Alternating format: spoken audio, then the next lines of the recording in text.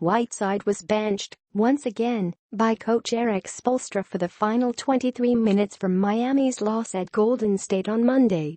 Spoelstra called it a coach's decision, and the team's captains got involved, talking to their temperamental center. The Whiteside benching, and the fact he was not voted a captain, along with questions about Justice Winslow and Josh Richardson, and possible trades are the subject of our latest mailbag. If you weren't able to ask a question, send them in for future mailbags via Twitter to @AnthonyChang and @TOMDANGELO44, or email me at D'Angelo@PBPOST.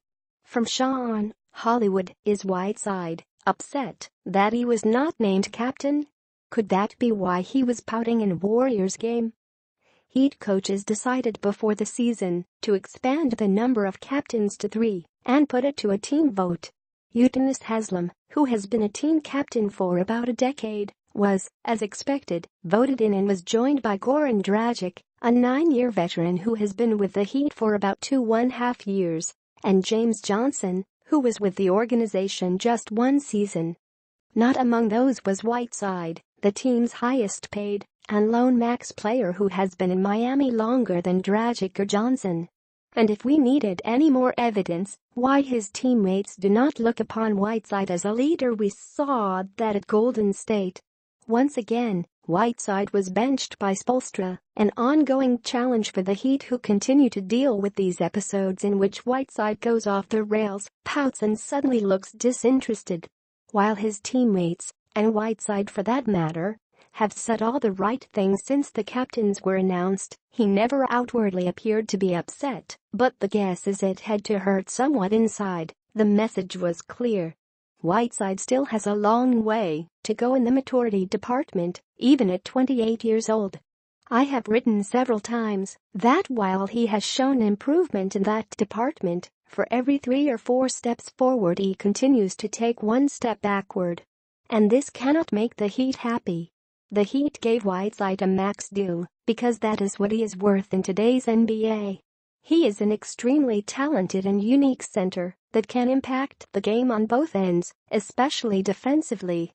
And when he is giving his full effort and is completely engaged, he is one of the best all-around true centers in the league, as he showed in a bounce-back game Wednesday with 23 points, 10 rebounds and 4 blocks against the Suns. And the Heat should expect nothing less at all times. And if not, what happened Monday will continue to happen. From @SARGE1985, is it time to bail on Winslow and maybe Richardson?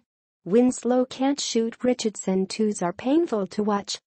Has Hassan reached his ceiling? If you want the Heat to dump Winslow and Richardson for a bag of basketballs, that's not happening, nor should it. Let's start with Josh. He has been the team's best defender this season. The players he guards are shooting 11.7% below their normal field goal percentage, which is 8th in the league among those who have played at least 8 games.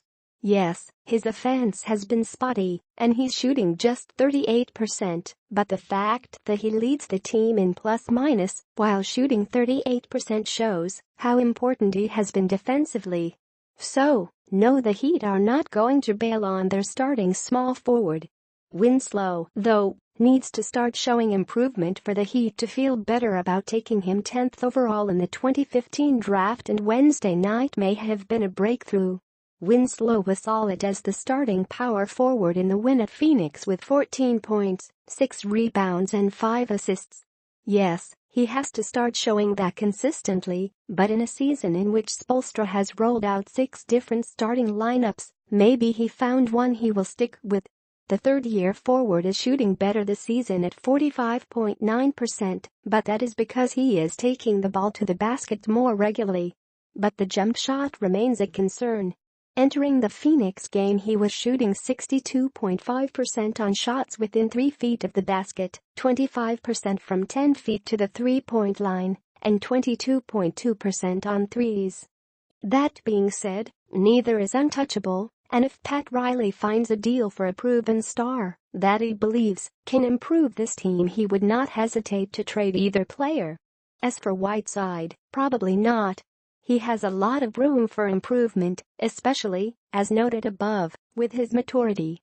At MV305 MIA, at Zaknba and at Fsuizi all had questions about the same subject, trades, and if the Heat will be making any soon, and if any stars are available.